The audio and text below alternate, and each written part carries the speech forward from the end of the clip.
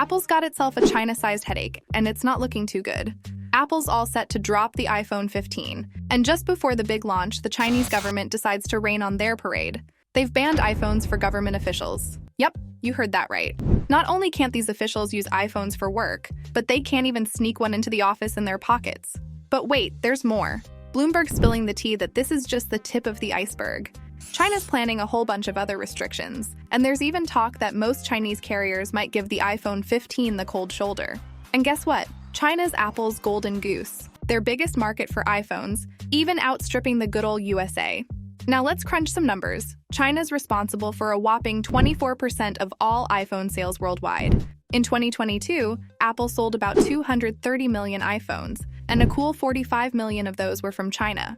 That's like a giant chunk of their business pie.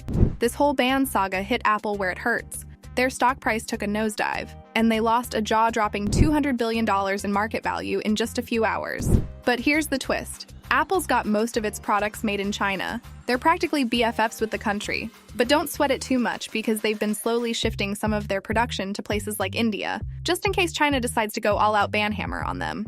And this whole situation is giving off some deja vu vibes, folks. Remember Huawei? First, the US banned it in government offices, and then bam, a nationwide ban that basically knocked the wind out of the company. Now you might be thinking, why is China doing this when iPhones have been a hit there?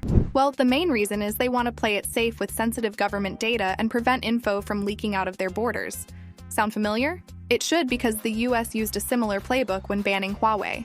This ban is part of China's grand plan to reduce its reliance on foreign tech, especially anything American. Plus, it's like a tit-for-tat with the US bans on Huawei, ZTE, and TikTok. And guess what? Huawei's seeing a sales surge because of this mess. People who probably work for the government are flocking to Huawei stores, and there's absolutely no one in Apple stores. Now consider this. China's got over 150,000 state-owned companies employing more than 56 million people. So you can see how this ban is hitting Apple hard, even before going nationwide. So, whether it's just the government workers or regular folks, Apple's reputation in China could take a hit. It might mess with consumer trust and loyalty. In a nutshell, Apple's in a pickle, and it's not even their fault. Stay tuned and let me know your thoughts. And I'll see you in the next video.